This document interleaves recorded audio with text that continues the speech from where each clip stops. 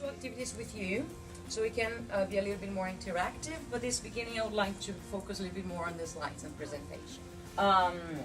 An adopted child in one of the episodes, I don't know, it's Patty or Selma. She gets married to another woman. It's not even that typical and square, but what we also can do is start making questions and making our students reflect. So here I'm with Ila Coimbra, and I missed you last year in Barcelona. You were at Innovate ELT. Yes, that's right. But two teachers talked wonders about your session. That's good. That's good to know. And so this time I didn't want to miss you.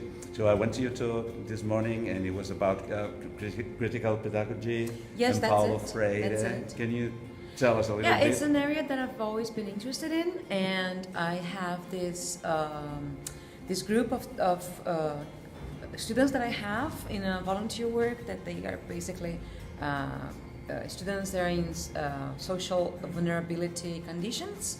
So this is a project I got involved with, and I just draw my attention how far ELT is from the needs of these students. So I just got more and more involved with critical pedagogy ideas and how education can be used to change something in our society. Yeah. And you chose a couple of quotes from Paulo Freire. One is, I did. which is that education is not neutral.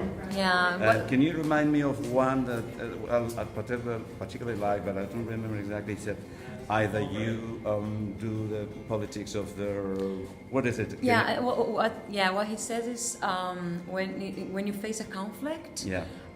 If you don't side with those who are oppressed, you're basically siding with those who are oppressing. Exactly. Yeah. I mean, these are my words, but that's Exactly. basically what he says. So what I like to translate as not making a stand is making a stand already. Exactly. Taking the side of those who have power and voice already. And I love the activities that you showed, and you, I mean, I'm sure they work very well. And I asked you, because we both teach adults, you would think that maybe some of the, I mean, like breaking the stereotypes or things like that would be maybe more useful for young kids.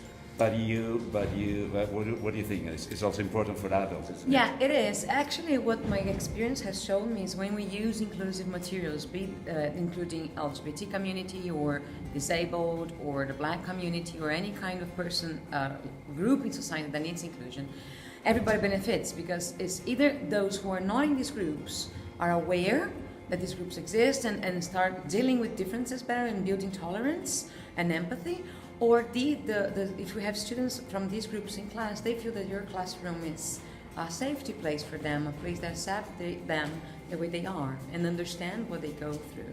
Yeah. I think this is the benefits that we have. Yeah, I fully agree with you, and I'm also do something similar with my groups, because I mean it's you know, maybe the politics which are ruling the world are not exactly inclusive, or not exactly respectful, exactly, and they're not getting any better. So we're on the same page. Yeah. Okay. Good. So good to know we have. Thank you for we're not alone here. Yeah. No, you're not. You're not. Good. So thank you for talking to me. Thank you, I'll see and you next thank you very time. much for the opportunity. Bye. Bye bye. Because the monthly cost is too high for the actual data.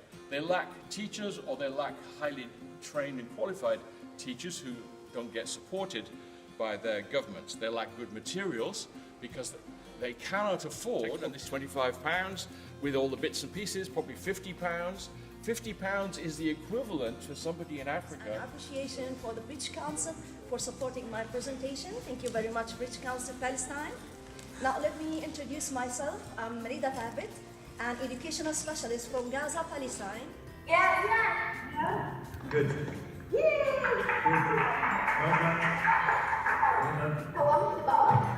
Okay, great. So this is 2 people. So when you're ready, off you go. Three, two, one. Once upon a time, there was a very happy family. The family consisted of 3 members. Let's see.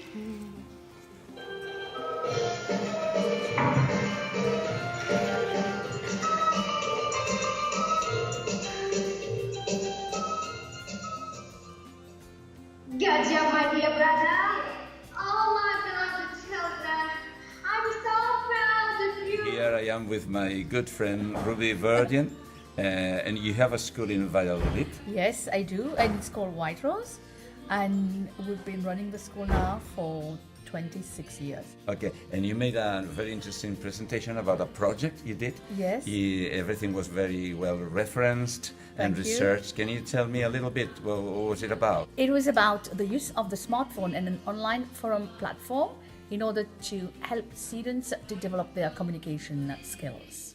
And it worked quite well, no? But you had your findings. Maybe will make you change some of the strategies you use. Yes, definitely, because I have found out after analyzing the data that students don't always find themselves comfortable in using the smartphone, so they would rather use other technological devices such as the tablet or whatever, like a laptop and so on.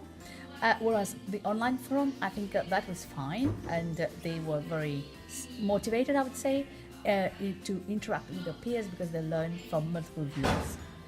Very good. And another thing that you found, I think, is that they perhaps prefer face-to-face presentations, no? Which is maybe I don't know, surprising, because they are teens and you would think, oh, they're going to love recording themselves in their mobiles, but they don't. No? Yeah, that's true, because you expect young people to, as they are so adept at using so many gadgets, as I call them, and I expected them to be so happy to have done that, but they finally preferred more face-to-face classes because they've got their peers around them who can support them and who can provide them, with instantaneous feedback and, with body language and so on.